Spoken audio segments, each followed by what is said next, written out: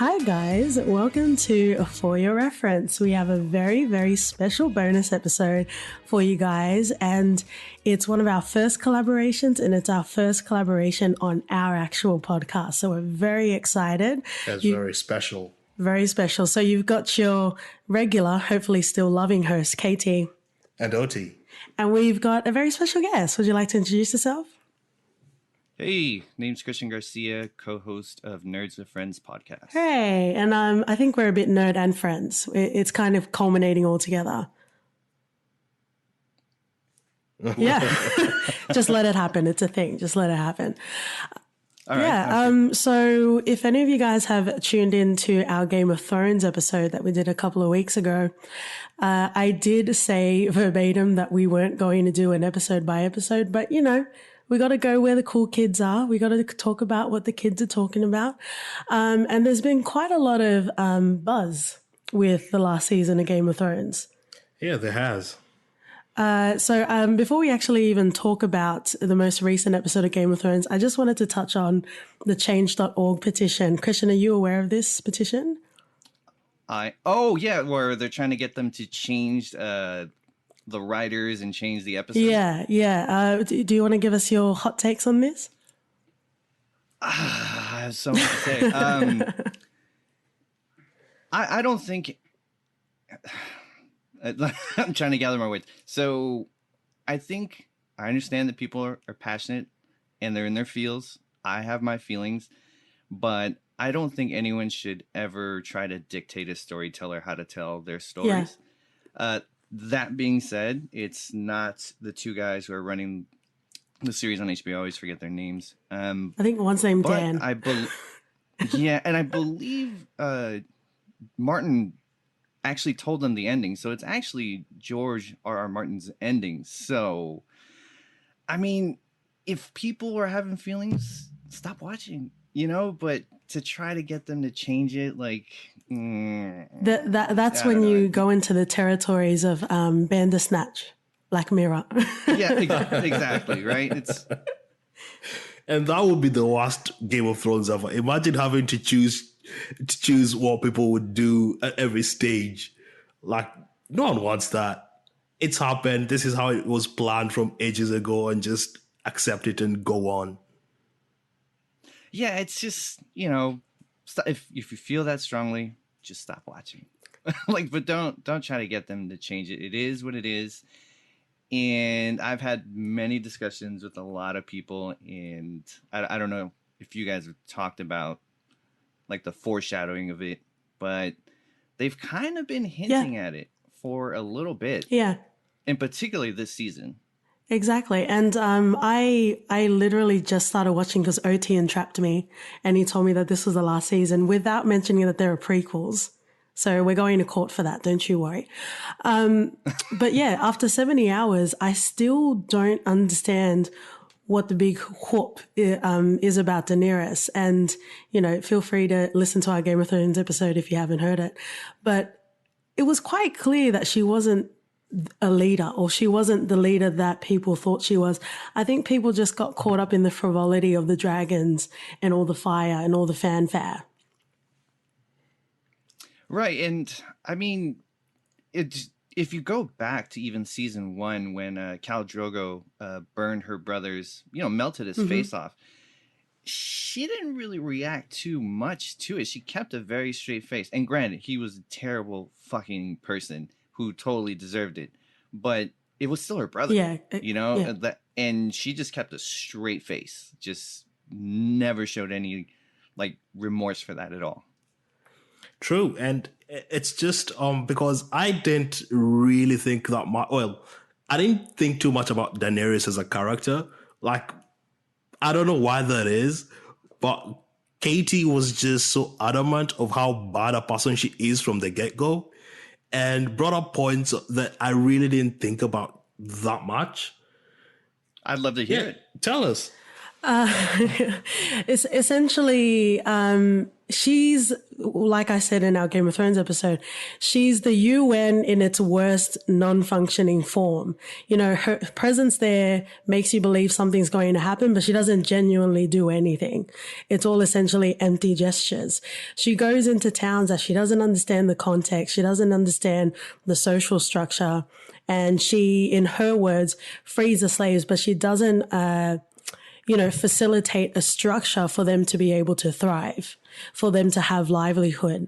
It's kind of like there to fend for yourself. And even the way that she was living in a pyramid, people aren't there for free. People aren't there off their free will. People need to clean and draw your baths and cook your food. And you know what I mean? Like the way that she wanted to live her lifestyle supported the structure of having slaves. And it's all kind of faux and superficial sort of ruling. But I've seen her through the stars. I've been best friends with George R.R. Martin since the start. So I think people just got caught up in the dragons, and all that sort of nonsense there. But just to go back to the petition, it's hit, as far as I last checked 2 seconds ago, 919,000 signatures. All babies. What?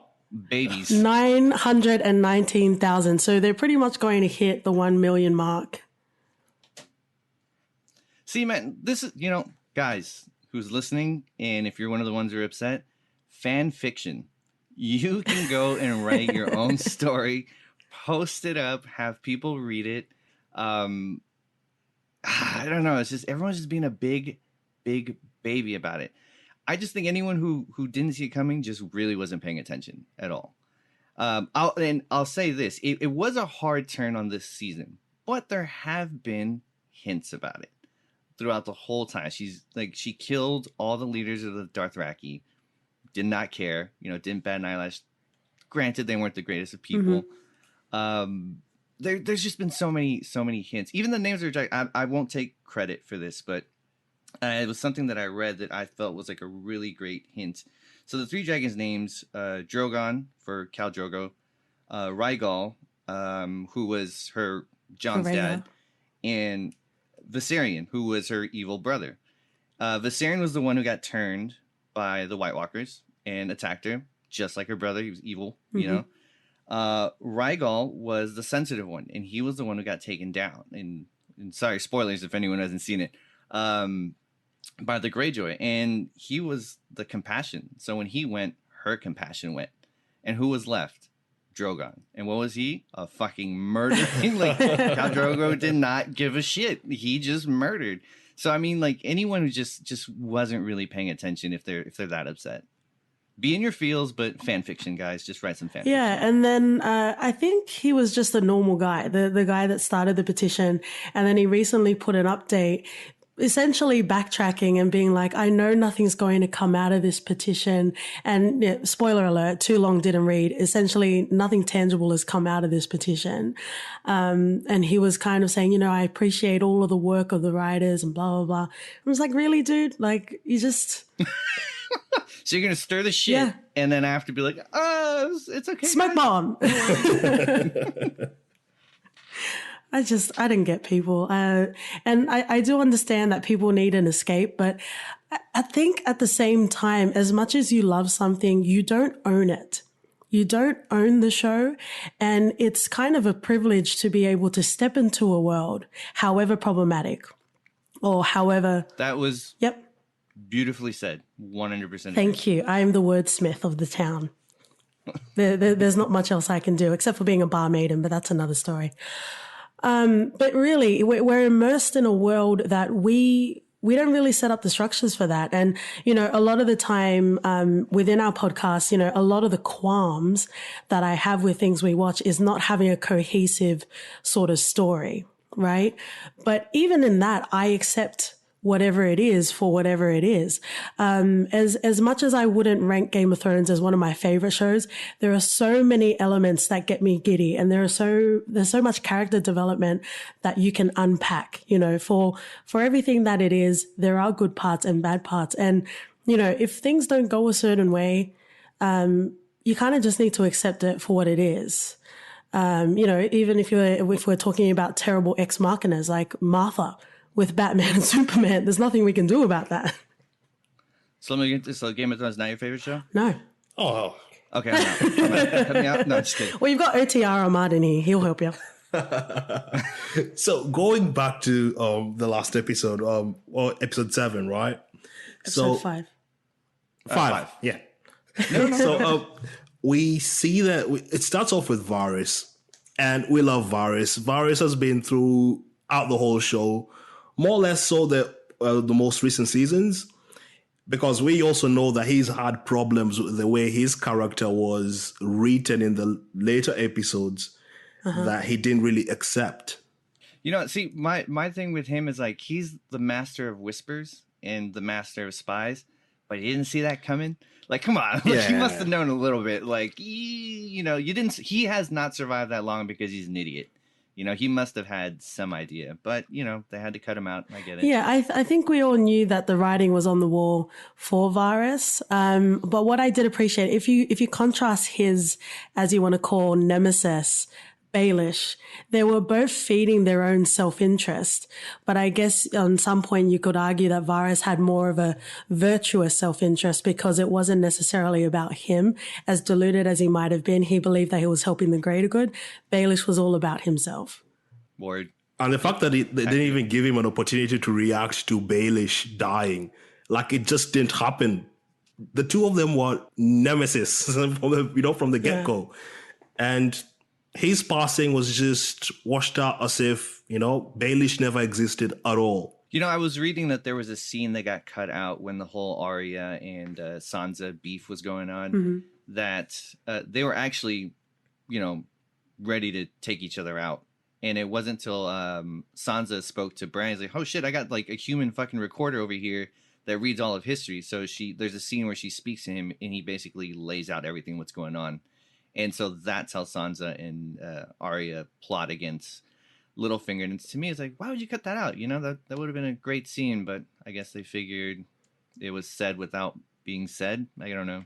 And can I just say, Aidan Gillen, who plays Baelish, and he also plays Carcetti from The Wire, I will stand him till the end of fucking time, and I will fight anyone that tells me he isn't a great actor. I love seeing him in Game of Thrones. Oh, no. No one says he's not a great actor. For sure. He's just wasn't the best person in Game of Thrones. But I'm still building up my anger. I still need to fight someone. So if anyone wants to fight me...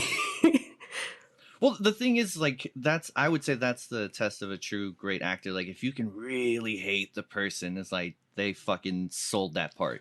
Like, if you genuinely hate Littlefinger, just goes to show how great of an actor Oh, like he is. Joffrey. Oh, Joffrey's a little something special, I guess. It was something with his face. It wasn't just it's his just character. a punchable face. Like he just wanted to. You I don't know. took it out of my mouth. I was about just very punchable face. I think the parents just saw the casting call and they were like, you know what, kid, we found your purpose. we were. It's like, how they was probably like, how we always beat the shit out of you. We're gonna make some money off of that. Someone else. Yeah, and now someone's publicly going to do it. Let's share it. Let's share the punching bag with the world. I think some people are just born with that face, and whether it's a blessing or not, you've got Joffrey. But even before being immersed in the world of Game of Thrones, I thought Joffrey was the worst, and boy was I wrong. He was the worst in the sense that he was just born terrible. But there were some real problematic sort of characters. And we've listened to your recaps in your recent episodes. And I think you guys got up to episode 3 in your most recent one. Yeah, well, it's hard because in my mind, we just did this last episode. It just hasn't posted up yet, so it gets kind of confusing for me. And because we talk a lot. Time is non-linear, my friend. I know, word. So I guess it was episode 3 was the last one we talked about. Yeah. So that's, but even in there, you guys were talking about, and sorry, I don't remember who specifically, but talking about Cersei swooping in to save the day. I would love to hear you guys, or hear you unpack that. And I am so sorry. I will pour some sip on the concrete for your dear Cersei. That was not me. That was Okay. Cody. So I'll let Cody speak for himself. So who? Yeah. Oh, actually, that might have been Nelson, our guest. So you're not standing Queen Cersei? No, no. In fact, if now that I'm thinking about it, it was definitely Nelson because for some reason he loves her. I don't know. He's kind of like the dude who likes taking the opposite point. You know, like I think if you were to ask him, he would be a Trump supporter just to like piss people off. Oh, yes. But like I don't think he really feels it as much as he just likes to be Yeah, antagonist. so he wants to fight. I feel like Nelson and I would get along just fine. Although I think he actually would back up, like full-heartedly believes it's the whole Cersei thing. That's his I don't know claim. though, but don't you feel like Cersei has become more likable in recent seasons? What have you been watching? I'm staying out of it. We're like that No, couple that fights and you just have to sit there and deal with it. Oh, that's cool. That's cool. No, I mean, I would say the only slightly redeemable thing is when, you know, how much she wanted those elephants. I mean, that was kind of nice, I guess. Out of all the things that Cersei did, the most unforgivable thing that I just completely like dismissed her in every sense was when she what's it called, wildfire, the green stuff, which essentially was to get rid of the Tyrell family and also the priests, but as a byproduct of that, Tommen was so overcome by it that he committed suicide. And for all of these seasons, you know, Cersei's ridiculous and she's so hateful, but the redeeming quality was she loved her kids. And for her to not have any, you know, maybe she considered it, but for her to not really thoughtfully plan out that this might actually affect Tommen to the fact that he might commit suicide, that was unforgivable to me. Well, I think that was the whole point why she locked him in the room. She figured he was safe that way, but I guess no one considered putting bars on the window, and off he went. Yeah, but I think that arc for me on Game of Thrones was just one of the worst. The High Scepter and religion. I was like, that's where Cersei was like, I'm actually glad she did that for me. Like, get rid of this, just put an end to it. And you know, yeah, thinking back, that whole cult thing was kind of pointless. There really wasn't much that came out of that. Other than just showing Cersei doesn't really care much about anyone else other than Jaime and the family. And even then, she was ready to kill Jaime when he's like, you know, we got these fucking White Walkers. That's a problem. We got to go take them out. And she's kind of like, no, I don't want to do it. And it looked like any other challenge from him, and she would have probably set the mountain on him. I was genuinely scared for Jaime, and that was season 7. I was like, oh shit, is she really gonna do it? And you know, well, she didn't. There was a part of me that did worry for Jaime, but then I think it was in the same episode, or it was very close to that, where she kind of bluffed with Tyrion as well. And if she wasn't going to kill Tyrion, she wasn't going to kill Jaime. Oh, for sure. Now I will say this: Jaime's an asshole. What he did to Brienne was fucked up. He's like, oh, okay, so Tormund is interested. I love me a good Tormund. Right? And he just is like, oh, no. I know she's interested in me, so I'm going to go do that and screw you. It just felt more like... No, but Tormund should never be anyone's fast. Why not? I don't know. I mean, the Giant Slayer? You really want that as your first? That's a good point that I've never considered. You don't think he has like a tender side to him? Light some candles, put on some Barry White? No. Like, no. Giant Bane? I don't think so. I'm sure there's some fan fiction out there. Definitely. I'm sure. And this has given me an idea, if I had enough time and if I had enough heartache, to start a podcast on, this is a very common trope within like TV and movies, like the popular guy deflowering the girl that doesn't really get attention as a way to help her, like you're doing her a favor. Why is that a thing? I don't know. And he just straight up right after, he's like, oh, I'm a terrible I'm a person. tortured soul. You don't want me. Yeah, like, I gotta go back to my terrible sister. I have to go handle that. Yeah, that whole part.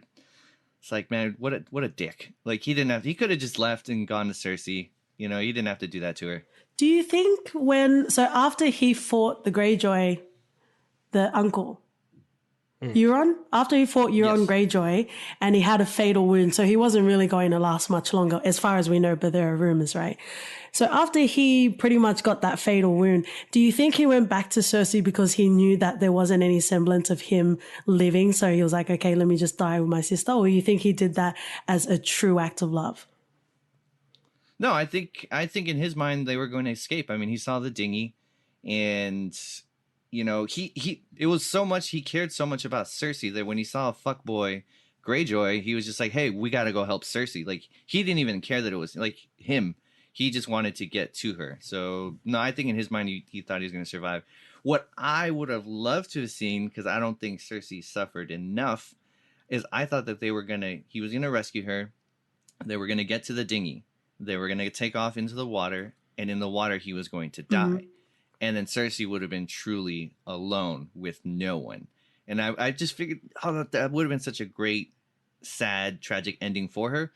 But no, they gave her the falling on a building. Yeah, I think there was a lot of outrage because essentially she died from rubble. And for all of the evilness that she spawned out into Westeros, she definitely deserved, I think, a more painful death. Oh yeah, for sure. Oh, I think it was fine the way she died to me. Like, she died with Jamie, seeing Jamie all battered and wounded. That's the worst thing she could have ever seen. She doesn't really care about herself per se, in terms of, she was ready to kill herself, and Tom. What was a kid? Tommen, but that was seasons ago. No, but it just shows you that how much she'd prefer to die than to let anyone see them suffer. Now I will say, where she did suffer was her, like, watching her lose the battle. Because in her mind, she's like, I got this. We took down one dragon with the scorpions. This is going to be cake. And like, just having her hand tell her like, hey, we need to go. Say, no. Euron's going to take out the dragon with the scorpion. It's like, no, the fleet is gone. And it's like, okay, well, we still have scorpions here. No, those are gone too. And when they breached the kingdom, it was just seeing all that confidence just slowly drain out of her was the best. But not enough. But not enough. It was great, but not enough.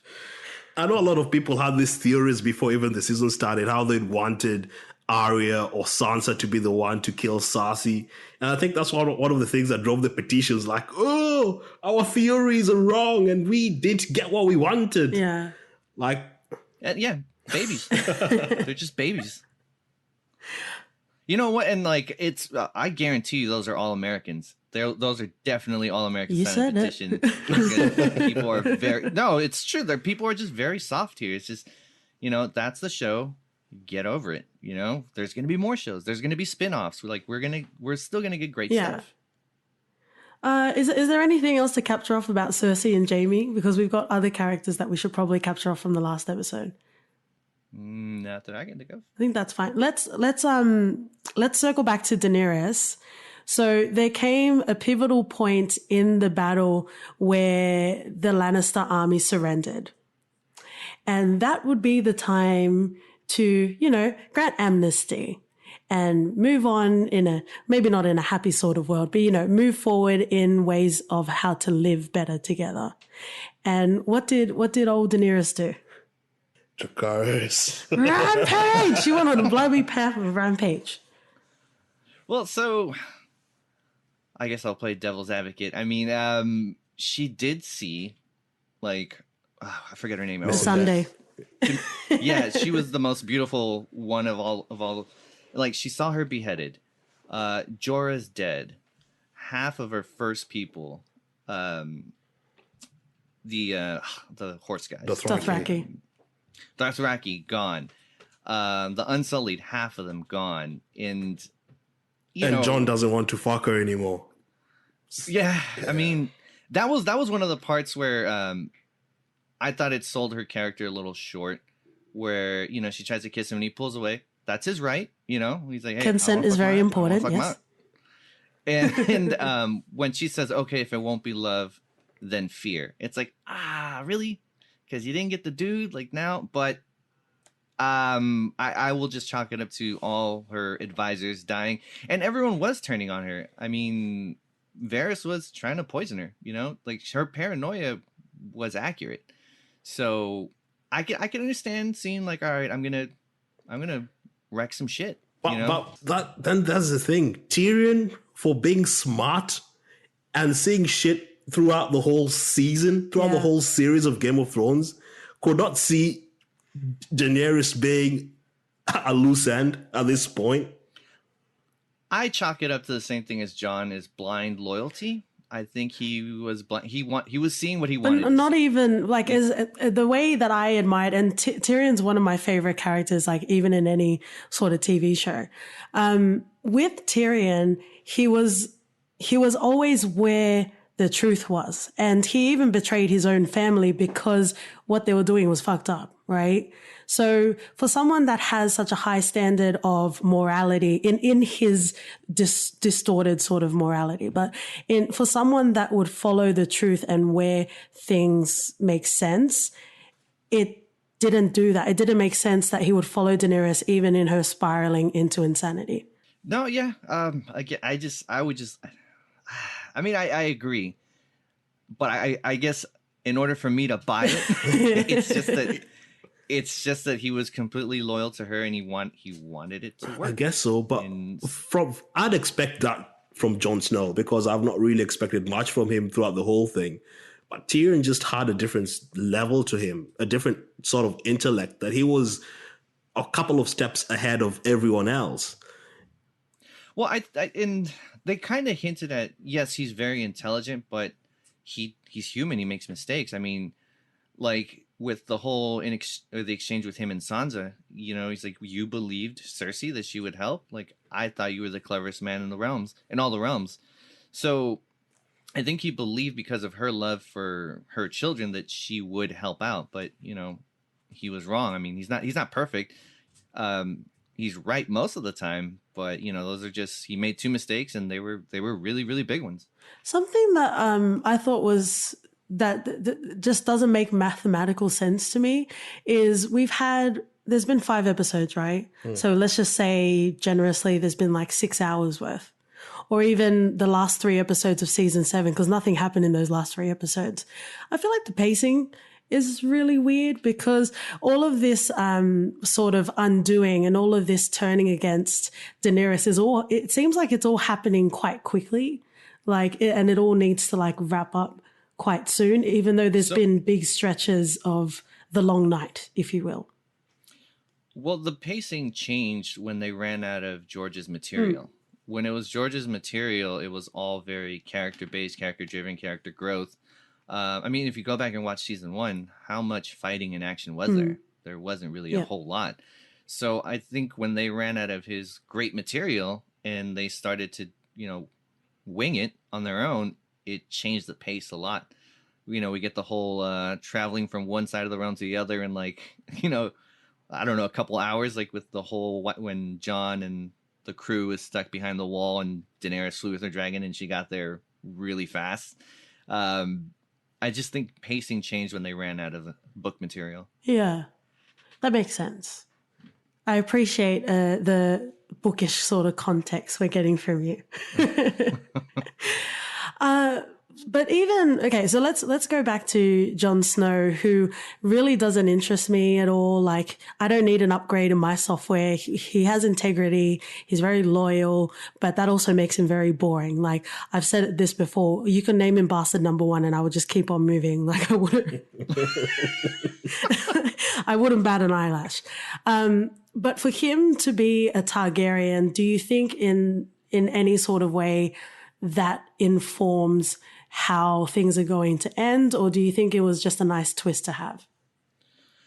I don't think the Targaryenness is going to play at all.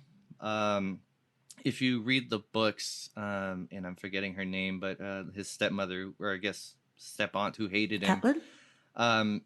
Catelyn. She would look at John, and out of all the children, he had the most Stark in him. The other children resembled more of her family, and I think that's the connection between him and his uncle Ned. You know, they were both extremely loyal, and the Starks are known for that. So I don't think the Targaryenness is going to play out. I mean, he didn't get the benefit of being fireproof. Yeah, he can ride the dragon, but Tyrion also touched the dragon. I don't think the Targaryen has played too much in there. I think you're right. I think it was just kind of a twist that was thrown in there. I don't think anything's going to come of it. I don't think he's going to take the throne. I think at the end, he's just going to go, I'm going to go back with Tormund and Ghost and just hang out, past the wall. I think he'll blame himself for letting Daenerys do it, like destroying the whole city. He'll take it upon himself to just say, oh, this is my fault. I didn't listen. I was warned. I just didn't see it. No, for sure. And I think he's mad at his own people. I mean, we saw someone from the north trying to rape one of the women, and he took him out. I think he's done with his people as well. I think he's just done with all of it pretty much. Who do you see yourself taking the throne? Well, who do you think will, and who do you want to? That's the one thing I don't know. I could try to guess a lot of things. My gut would tell me that Tyrion would be a good leader, but he's gonna die. Yeah, so he's gonna be killed.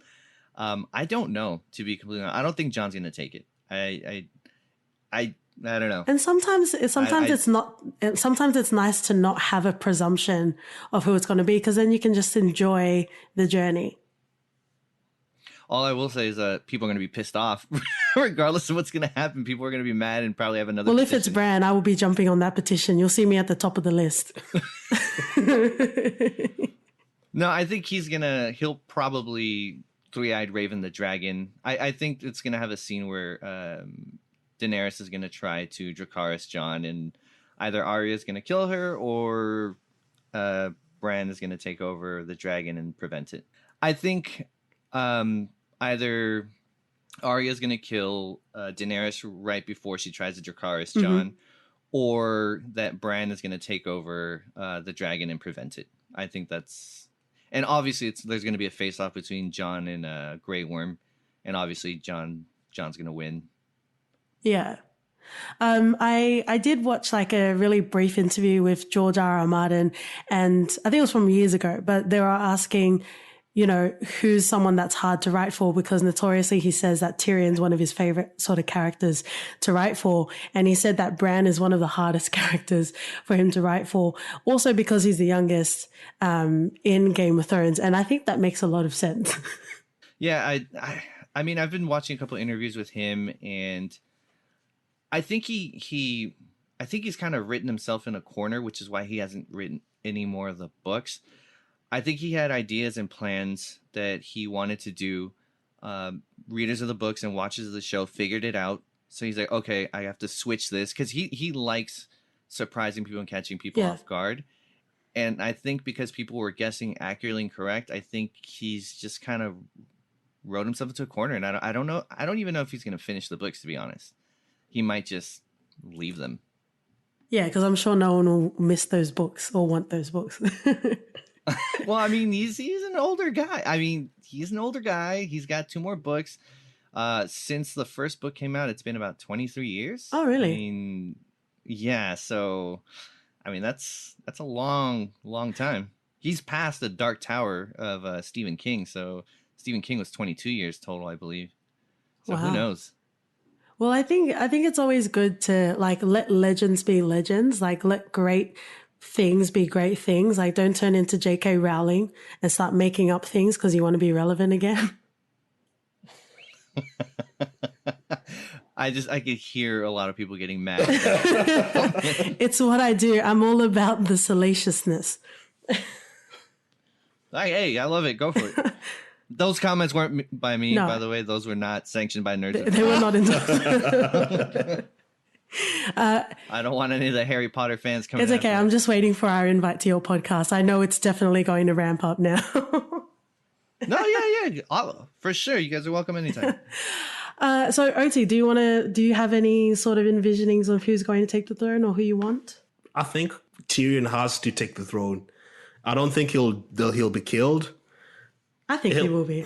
He'll find a way. I'm sure he'll find a way. He's little. He can hide. He's hard to hit, He's probably hiding under a rock somewhere. He's just waiting. Yeah, waiting his time. There will be no one better to lead the kingdom other than Tyrion. You know what I was hoping they would do? I was really, really hoping, and I felt like it would have been great TV, is if Gendry would have tried to maybe not try to take the throne, or someone brought up the fact that he has a rightful claim as the bastard son of Robert. Robert took over. He successfully took over the realms, and I was really hoping that there was going to be some kind of conflict or face off, but nope. Hey, you're not a bastard anymore. You get this castle. Okay, have fun. It's like there would have been great drama right there that they just kind of let go. Yeah, and I think if you were to visualize a 4-quadrant sort of scale, you have people that are skilled and valuable, and then you have people that are not in want of power. And Gendry's not skilled and powerful, so he's probably not the best person to be. Oh, he's a great blacksmith. Well, yeah, that's exactly. He doesn't need to be the king definitely to do that. No, he's got a ton of work fixing King's Landing, so he's gonna get paid. I think one of the most interesting things is watching something and consuming something for what it is, but then going on the Twitter later on and just seeing that people are watching things completely differently. I think it was in the first episode of season 8. There was this big hubbub about Gendry and how he's the playboy of the show. And we just didn't see that at all. But there were like compilation clips of Gendry, and it was ridiculous. No, excuse me. Podrick is the playboy of Game of Thrones. Podrick can get it. I'm still waiting to see his peen. Dude, he pulled 2 girls in the north in the background. If you go back, I think it's past the Starbucks cup debacle. You see him in the background talking to 2 girls. He puts like one arm over the other one, and they walk away. It's like, yo, my man just left with 2 girls. Like, that is awesome. It is. And do you think it's the motion, or do you think it's the size? Let's unpack that. These are important. Well, you fully romanticized him, so let's sexualize him. I figured it's got to be both. I mean, Tyrion got him a whore. Yeah. They get paid. That is what they do. He had a few. Yeah. And they were like, yeah, no, we don't need the gold. That was awesome. Like, I'm saying it's both. I'm saying he's hung and the motion. Oh, definitely both. And he can sing as well. But I don't think. Oh, that's true. So you can have like serenade right after, post-coital serenading. Yeah. I guess if anyone who plays D&D, he's definitely a bard. He can sing and he gets laid. So, what do you think of Sansa? She leads the North. For sure. Jon doesn't want that either. She should have been a little bit more tactful of how she was going to tell Tyrion. Yeah. It was very easy for Daenerys to figure it out, and Daenerys was right. That's one thing where I do agree with Daenerys. Jon should not have told them. If he was serious about her being the queen and he was going to follow her, he should have just kept his mouth shut. Everyone lies to their family. It's like, dude, just don't tell them. They've never known. I know I'm coming from a frame of reference where I don't care for Daenerys, so I might be biased, but maybe her pussy was whack. Maybe it wasn't as good as she Maybe her pussy was fire, but not in a good way. I don't know. Or Jon just got a magic dick. Maybe it's the other way. I mean, dude, she was ready to just throw everything away for that D. Maybe. Who knows? we are asking the world's biggest questions. Yep. Podrick's dick size, and Daenerys' fire pussy. Yes. But not in the good way. We need to preface that. That's very important. Let's talk about, and just out of respect, I'll say Clegane. Let's talk about Clegane and Mountain, because for seasons there's been a build-up of their standoff. And I think it's a very good dynamic that works in a lot of movies and TV shows of brothers fighting each other. Years and years of resentment where it's play fighting when you're young, and then it just becomes full on fighting and combat as you get older. Let's talk about them. I love the Hound's character. He was true through and throughout he wanted revenge. That's all he saw. He didn't care about anything else. And the fact that he cared for Arya as much as the Hound could, I think in the beginning it was more like protection, and it later grew on to respect as an equal. But that one scene where he tells her, "You don't want to be like me. This is not. You still have a chance, but this is the outcome if you're gonna do what you want to do." So I thought that was pretty cool. That was and when she turns to tell, I think, what did she say? "You're a good man." She turned and said something, and in the awesome Han Solo houndish way, didn't say anything. Didn't say it back. So I felt like those two had the best arcs in the show. Definitely. Yeah. The fight scene was what I expected. Well, I thought Mountain would pretty much just beat the Hound with one blow, since he was all modified into whatever the thing that was. He was the Darth Vader Mountain. Pretty much. He was just a very beefed up Vader. I didn't expect the Hound to last that many punches in. Oh, he was fueled by, Adrenaline. years. Yeah, and years of hatred. That shit'll take you far in a fight. I guess. On the scale of strength in Game of Thrones, would we say Mountain is pretty much up there? Yeah, he's definitely the strongest. Yeah. Strongest? In strength-wise, yeah. Full stop? Yeah. Period? We can just pack up and go home now? I mean, who would you say would be stronger? I don't know. I'm just wondering. What was, you guys mentioned Now, the if we're giant's name. talking What's that giant's name? The one with the one eye. Well, that doesn't count. 1-1? 1-1? Does that not count because he's not really human? But then, Well, I mean, if we're talking humans, and I mean, he's a humanoid. I wouldn't. I mean, I don't think it's fair to compare a giant to a human. So, but if we're going to, then obviously yes, 1-1, the giant would be stronger. But I would say human wise, definitely the Mountain. Now, he wasn't the best fighter, but he was definitely the strongest. yeah, that full brunt and brawn.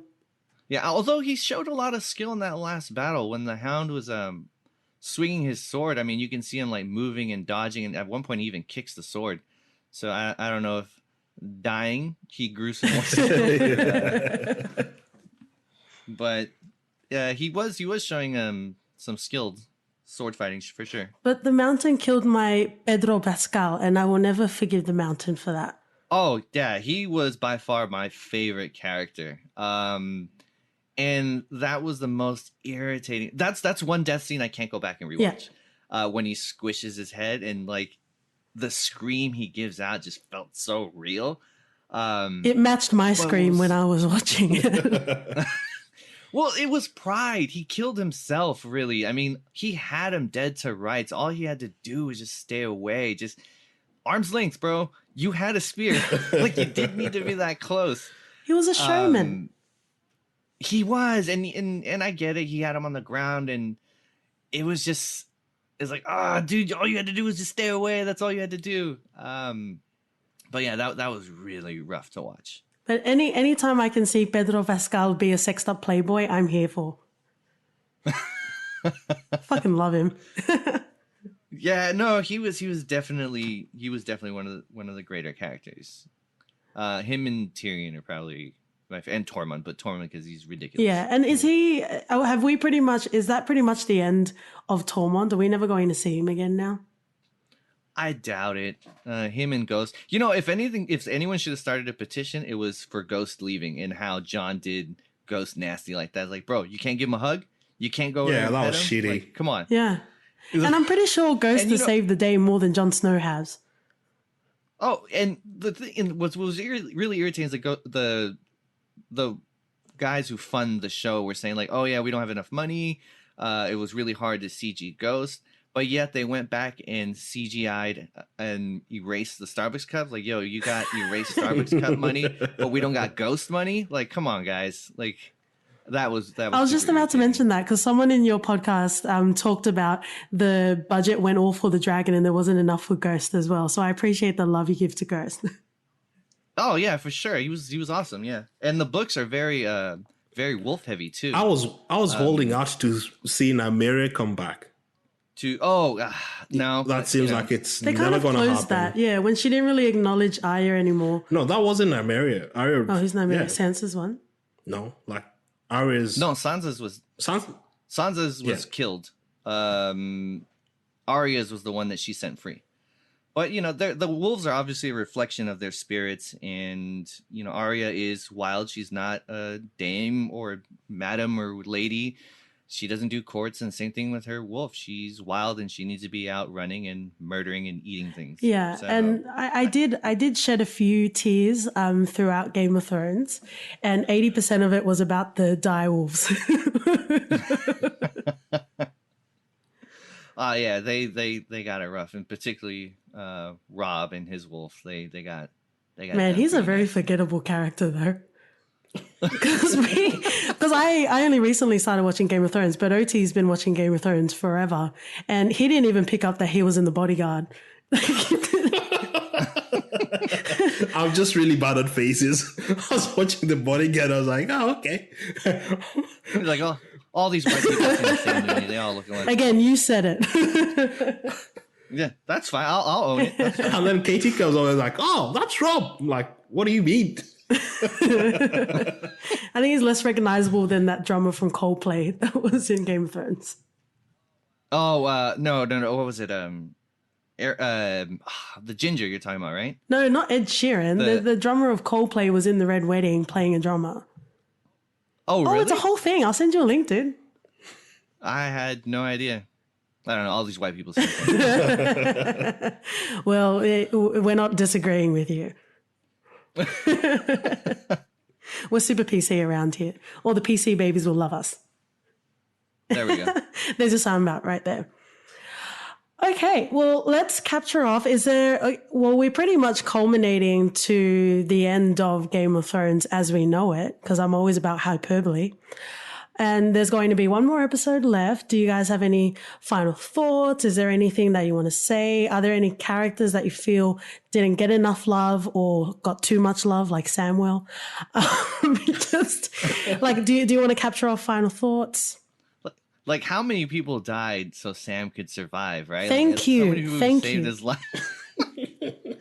No, but I mean, he's probably, I mean, the theory is that he's the one who wrote the story of Fire and Ice, so obviously he had to survive. It does suck that a lot of characters had to die in order to keep him alive, but I don't have anything against Sam. I feel like Samwell Tarly is George R.R. Martin, and that's why he's that lovable. Oh, he said he's it. That, oh, really? Oh, well, there you go. Yeah, he Because I'm like, how does he become the most pivotal person to the story? Oh no, yeah, Martin said that he based that character off of himself. He's like, I would be the bumbling idiot who would almost die multiple times. I don't like how much I'm syncing with the show. I need to log off. Anything else, Christian? Save me. No, there's gonna be people are gonna be pissed. I think there's a lot of subplots that aren't gonna get closed, like the faceless men. We never really got too much answers. That was on so that. interesting, though. Right, and it was they did so little with it. And Cyril Farrell, Arya's dance teacher, he alone took unarmed, like with a fucking wooden sword, took out 4 armed guards. And there was also, I mean, you don't see him die. And there was a scene with Arya and the Hound where when she's telling the list of the people she's going to kill, and she mentions the dance instructor or the water dance instructor, and the Hound asks, like, who killed him? And I forget the bastard, knight who killed him. And he laughed and he said, like, oh, that any horse son with a butter knife could have killed him. So like, I always figured, oh, he must be alive, or maybe he was a faceless man because he was from Bravos. There's just so many things that they could have done that they left alone. Yeah. I don't know. I'm just ready for it to end. I'm not. That's my line. I'm not nostalgic or anything. Like, it's had a great run. It's given us all it could. I think Arya is one of the most favorite characters in this. She's been consistent throughout. I think one of the only ones. Sansa hasn't really done anything in the show other than the first few episodes, and even that, Yeah. I mean, she was right about Daenerys. Don't trust her. You know, I think her gut was right, but how she went about it could have been better. I think you could rename the whole show to that title right there. Well, I mean, I hope Tyrion makes it. I hope he survives. I doubt it, but I'm hoping. Yeah, I think once you allow yourself to just accept what's going to happen or what will happen and not run a petition on it, you're pretty much in a good place. I don't really think I have any sort of semblances of what I want to happen. I do want to see some Podbean, or at least let him be like the new Lord Baelish and he can run his own sort of brothel. And, he won't even need to pay anyone because he'll just give them that good dick and they'll be fine. And that's how he's going to pay his workers? He's just with the D? That would satisfy us all. And I'm speaking on behalf of everyone. But I'm down. Write that show and we'll pimp it out and I'll sign. Let me get my typewriter. Am I in the right century? But yeah, I'm pretty much fine. Brienne pretty much had her storyline fulfilled. I'm not really looking for anything new to happen. But that's pretty much it. Christian, do you know much about the prequels and what it's going to cover? I believe it's going to be Robert's Rebellion. Nice. That'd be good. I think. So. I mean, yeah, that'd be great. It'd be cool to see that, Robert fight the Targaryen. I forget his name. I think it was Rhaegar. Yeah. That should be a great fight scene. There's so much to do, and we finally get to see Ned back, which would be great. Although it's not going to be the Great Bean, but it would be someone else. I believe that's what they're planning on covering. Yeah, sounds interesting. I don't know if that might be a journey that OT and Christian you need to take alone without me. You won't get me, and I think OT will appreciate that because I'm just shouting at the screen every 2 seconds. Just getting mad at the screen. Yes, but not like a mad queen sort of way. Just mad queen, like, yes, queen, just all the queens with Pod. So let's wrap up. In our podcast, we do have a segment called For Your Reference, which is our name. We're pretty cool like that. And it essentially covers, if you've watched Game of Thrones, if you liked it or if you didn't like it, these are movies and TV shows that you would recommend to people to try out. In reference to this In show? reference to Game of Thrones, yes, if you would like to. Ooh. I don't know. I guess, the closest thing I would say would be Lord of the Rings, but with less boobs, I guess. Would be... And don't withhold your boobs because you start to get famous. I'm looking at you, Daenerys. We got to see her wet titties for the first few seasons, and then she just left them away from us. Yo, that's what fame does. You start getting famous, you can start setting your own rules. She got too big for her own britches. Or shirts. For her own shirts. So that's one thing, that's one qualm that I have, and the second one is a titty to dick ratio. Oh, yeah. Cody, I don't know if you've heard the episode where he agrees that there should be more dicks. He has a 3 dick rule. There should be at least 3 dicks in 3 dicks rule. 3 dicks. I don't know why 3, but that's just his sweet spot. Katie, if you'll pardon the pun. Katie came into Game of Thrones after watching South Park, and South Park had this episode where it referenced a lot of sex scenes with gay sex. With penises flying all around. Yeah. And then when she started watching Game of Thrones, it was like no dicks at all. I was in for a good time. I was like, is this the Mormon version or what? No. Not enough dicks in cinema, man. We don't get enough screen time. And if you think about the internet, there are way more free dicks out there. Oh yeah. People just throwing out dick pics. It's not a dick drought. Yeah. And I love how this is the way we're going to end it. Does anyone want to change the topic? No? No, we could talk more dicks if you'd like. Sure. I'm from San Francisco. There's just no difference to me. It's just whatever. All the dicks. All the dicks. Dicks okay, everywhere. Well, stay tuned for our spin-off or our dick off. Well, thank you so much, Christian. We've loved having you. Yeah, it was fun. Yeah, thank you so much. And welcome to any other episode we'll be doing.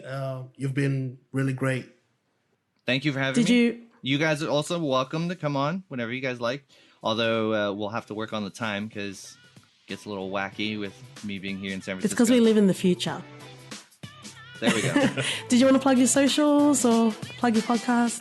So www.nerdswithfriendspodcast.com, on Twitter, nerdswithfriend, because we ran out of space. Same with Instagram, nerdswithfriend. Tweet at me. I will respond. I love hearing from people. Nice. And we're For Your Ref Pod in most places. And that's the end of our show. Thank you so much, guys. Yep. Thanks for having me. See ya.